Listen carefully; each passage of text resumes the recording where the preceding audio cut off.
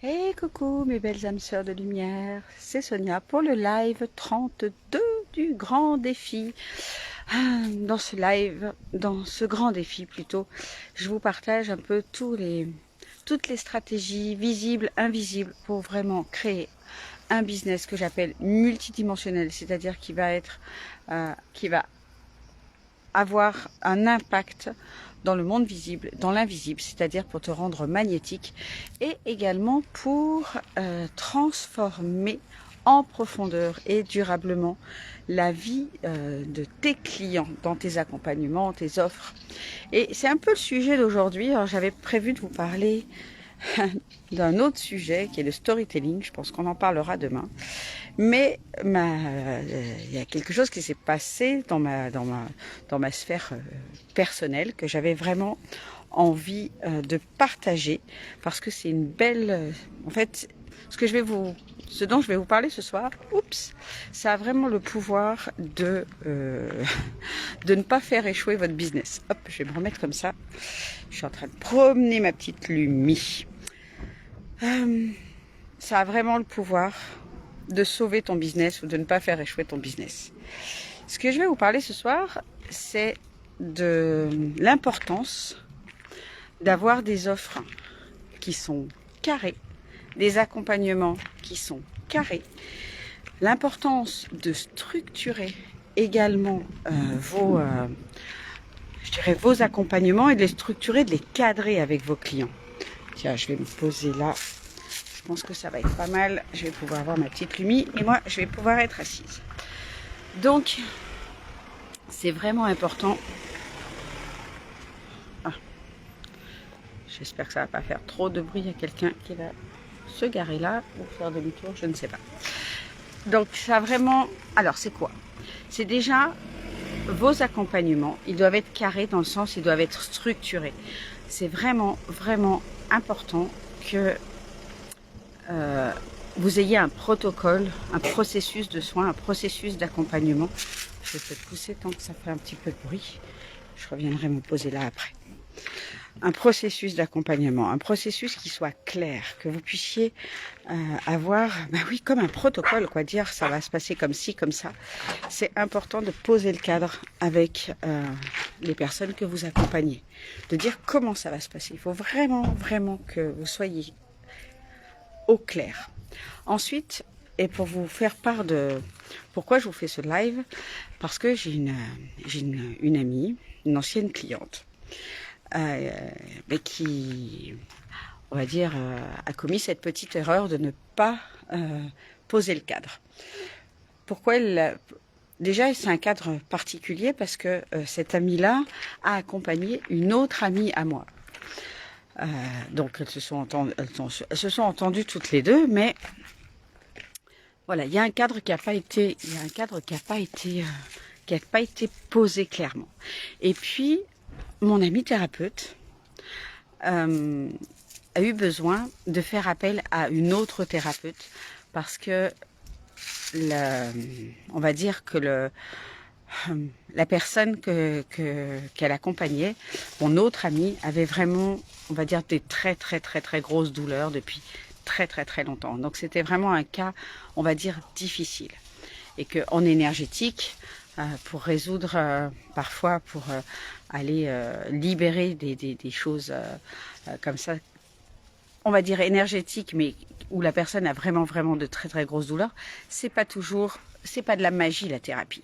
Hein, ça demande un accompagnement qui est en profondeur, qui peut être long, c'est pas de la magie. Et du coup, mon ami thérapeute a eu à cœur de faire appel à une autre thérapeute pour lui venir en aide, faire un peu plus de soins à distance, etc.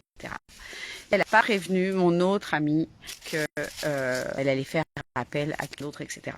Et donc il y a eu un quiproquo entre les deux et du coup, eh bien, on va dire sa cliente s'est fâchée, a plus voulu voilà, arrêter les soins, a plus voulu continuer, etc. Puis moi j'étais un petit peu embêtée parce que finalement je les ai fait rencontrer et puis voilà, ce sont mes amis à toutes les deux, donc j'étais un peu attristée que ça se finisse comme ça.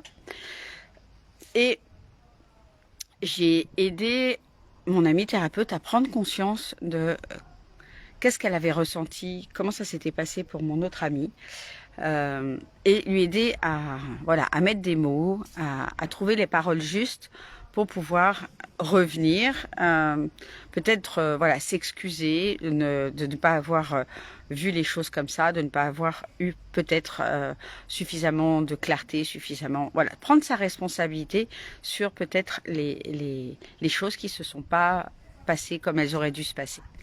Et du coup, mon autre ami a reçu son message et on va dire que le contact est rétabli et on va dire que l'animosité s'est effacée.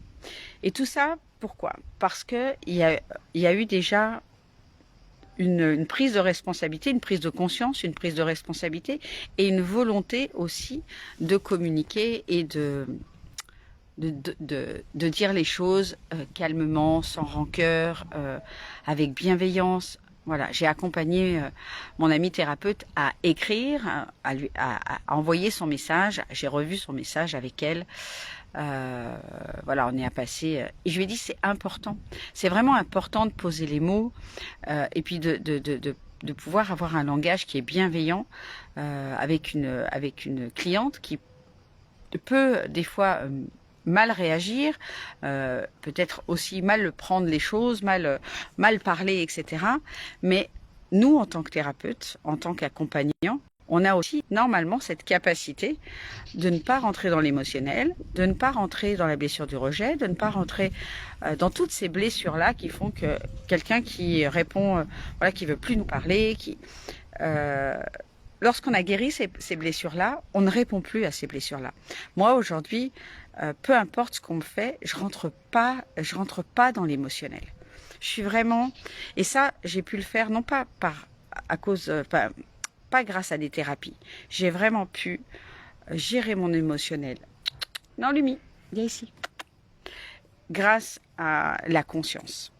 C'est vraiment la spiritualité et l'expansion de conscience qui m'a vraiment, vraiment aidé à gérer mon émotionnel. Et c'est absolument pas la thérapie. C'est vraiment de comprendre qui j'étais, que j'étais un être, voilà, une conscience, que j'avais vécu des dizaines et des dizaines de vies, que j'avais des milliers de traumas, que j'avais vraiment des choses qui m'avaient fait mal dans cette vie-là, dans la vie, dans d'autres vies, que j'avais vraiment, comme tout le monde, des balises karmiques, des grosses blessures émotionnelles, et que c'était de mon devoir de les libérer et que les autres n'étaient pas responsables. Ils étaient simplement là pour m'aider à prendre conscience que j'étais en train de réveiller une blessure émotionnelle et que c'était à moi de la libérer. Et que en aucune manière, les autres sont responsables de comment je me sens. Moi, j'ai à cœur toujours, évidemment, d'expliquer aux personnes avec lesquelles je travaille que tout ce qu'elles font à l'autre, tout ce qu'elles envoient à l'autre, elles le payent en premier. Et ensuite, tout ce qu'on reçoit de quelqu'un d'autre, on a libre soit de venir le guérir pour nous, soit de le prendre personnellement et de continuer à recréer de l'émotionnel qui est négatif, qui est challengeant, qui est contractant. Donc vraiment aujourd'hui, je voudrais attirer votre attention sur l'importance d'être carré, d'être structuré dans votre activité, de structurer vos offres, de structurer la manière dont vous allez expliquer à vos clients comment vous les accompagnez. Que si jamais il y a des choses qui changent en cours de route, c'est tout à fait OK, parce qu'on s'adapte aussi, on travaille avec de l'humain, on est obligé de s'adapter. Par contre, on va s'adapter, on va peut-être changer des choses, on va faire peut-être intervenir quelqu'un d'autre parce que on sent que pour telle ou telle chose, on n'est pas tout à fait capable, que peut-être quelqu'un d'autre pourrait mieux gérer cette partie-là. Eh bien, tout ça, il faut en avertir nos clients. Il faut leur demander, il faut les avertir en disant voilà ce que j'ai pensé pour toi parce que je sens ça et ça, que là j'ai besoin de, voilà, il y a besoin de faire des choses différemment. Est-ce que c'est OK pour toi? Toujours demander OK et essayer, quand il y a un changement comme ça, essayer de donner plus, évidemment, que ce qui était peut-être prévu au départ. Et toujours prévenir notre client. Et en cas de conflit, quel qu'il soit, c'est vraiment n'oubliez pas qu'on attire les clients, les clientes qui vibrent comme nous. C'est-à-dire que si on va attirer à nous une cliente qui va être désagréable, qui va pinailler pour tout, c'est parce que nous, on a ça à gérer en nous, parce que probablement qu'on a été ce genre de cliente-là, ou tout simplement parce qu'on a encore cette part de caractère, cette part de façon d'être qui fait qu'on attire des clients comme ça. Et si c'est pas le cas, c'est-à-dire ça peut être aussi parce que on a peut-être une façon de parler, une façon de communiquer qui n'est pas encore dans la bienveillance, qui n'est pas encore complètement zen, qui n'est pas encore totalement détaché de l'émotionnel et qu'on doit apprendre à se détacher de l'émotionnel, à venir vraiment, je surveille ma petite Lumi, c'est bon, elle est là, on doit vraiment apprendre à communiquer avec totale bienveillance. Comment on fait? Comment j'ai aidé mon ami thérapeute? Je lui dis tout simplement, parle avec le cœur. C'est déjà, tu dois donner de l'importance à l'autre, expliquer et reconnaître ton erreur, et ensuite lui dire à quel point c'est important pour toi qu'elle se sente bien, que votre relation, même peu importe comment ça se termine votre relation, mais que voilà, que en tout cas tu as eu à cœur de l'accompagner, que c'était quelqu'un qui comptait pour toi, etc. C'est vraiment d'englober et de pouvoir mettre ses limites au milieu. Si on a besoin de mettre des limites avec des clientes, parce qu'il y a des clientes qui demandent plus, qui demandent trop, il peut y avoir des clientes, moi ça m'est jamais arrivé, mais des clientes qui vous reprochent de ne pas être disponible le soir, de ne pas être disponible le week-end. Vous avez le droit d'avoir un cadre, ok? Mais on n'est pas non plus, et ça, en tant que thérapeute, c'est vachement important, en tant que thérapeute accompagnant, de se cadrer aussi. C'est-à-dire qu'on n'est pas non plus obligé d'envoyer chier les gens, même si eux, ils ont été incorrects avec nous. J'ai vraiment envie de dire qu'on est là pour donner l'exemple aussi, et que lorsqu'on voit qu'on part dans l'émotionnel, qu'on part dans la colère, qu'on part dans des choses, ça veut dire qu'on n'a pas résolu ces trucs-là en nous. Tout simplement. Oh, j'ai ma petite Lumi qui s'est fait un petit copain de loin. Je vais aller voir si tout se passe bien. Donc voilà, c'est vraiment important. Donc créez des offres qui soient carrées, créez des offres, structurez vos contacts avec moi, ma pépette. Tiens, je vous fais un petit coucou avec ma Lumi. Ouh, ma chérie, t'en as profité pour faire un petit bisou. Viens ici. Créez des offres donc qui sont structurées et cadrées avec vos clients, expliquez-leur comment ça va se passer.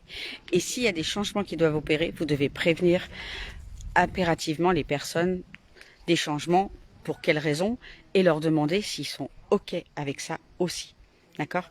Il y a des choses sur lesquelles vous n'avez pas demandé, évidemment, il y a des choses sur lesquelles vous n'avez pas besoin de demander leur accord, mais si vous voulez faire intervenir d'autres personnes, comme dans l'exemple dont je vous ai parlé, c'est clair que vous ne pouvez pas faire intervenir d'autres personnes, c'est-à-dire que vous êtes... En fait, il y a... Comment on appelle ça? C'est le secret... Bon, là, on n'est pas le secret médical, mais on est... Ah, j'ai perdu le terme. C'est pas le secret médical, parce qu'on n'est pas dans le monde médical, mais... J'ai perdu le terme, mais ça me reviendra peut-être. C'est en tout cas, on n'a pas le droit de parler d'un cas d'une patiente, d'une cliente à une autre personne sans son accord. Hein, on viole quelque part un peu sa vie privée, et ça, c'est juste pas OK. Donc, avant de pouvoir contacter quelqu'un d'autre, d'exposer un cas et de dire j'aurais besoin de ton aide, nanani nana, il faut aussi demander l'accord de la personne pour dire est-ce que vous êtes d'accord, je voudrais faire intervenir quelqu'un d'autre parce que sur tel ou tel point, moi je ne peux pas agir, ou je suis voilà, à la limite de mes capacités, etc. Et deuxième chose, et ça fait vraiment partie pour moi, moi je parle ici de professionnalisme. Donc ça, c'est être professionnel et avoir des communications, pouvoir gérer un conflit quel qu'il soit, c'est aussi de notre responsabilité, et c'est aussi être professionnel. Et même parfois avec des clientes qui peuvent nous manquer de respect, on peut très bien mettre fin à une relation ou tout simplement expliquer que ça c'est juste pas correct, que c'est pas ok, sans pour autant s'énerver et, et monter dans les tours et monter dans l'émotionnel, etc., etc. Donc c'est vraiment important parce que ces deux choses-là peuvent vraiment vous coûter votre business à long terme parce que il n'en faut pas beaucoup au final pour vous faire une réputation, qu'elle soit une réputation en one-on-one ou on va dire offline, ou que ça soit online, c'est-à-dire sur les réseaux, etc. Voilà ce que j'avais envie de vous partager, que j'avais à cœur de vous partager par rapport à ce qui s'est passé. Voilà, des petites choses qui se sont passées dans ma vie privée aussi. Voilà, j'espère que ça va vous apporter de la valeur. J'espère que vous mettrez ça en place, de bien cadrer, de voir avec quelle cliente vous avez eu peut-être des conflits et où est-ce que vous êtes rentré dans l'émotionnel, où est-ce que ça a réveillé vos blessures, où est-ce que vous n'avez pas eu ce comportement totalement professionnel, et où est-ce que vous avez manqué de cadre et que du coup, il y a peut-être une ou plusieurs relations qui sont parties en houille et où est-ce que vous pouvez redresser le tir par rapport à mettre le cadre et avoir des offres qui sont claires, surtout lorsque on travaille avec des gens qu'on connaît dans la vie, qui sont des copains, des amis, etc. Ça, c'est hyper important de poser aussi un cadre professionnel. Voilà pour aujourd'hui. J'espère que vous alliez passer une excellente soirée. Voilà, ce soir, c'est soirée karaoké avec des amis. Et voilà, on va bien s'amuser. On va chanter. Et on va profiter de la vie, quoi, tout simplement. Allez, je vous embrasse tout fort et je vous dis à tout bientôt. Ciao, ciao!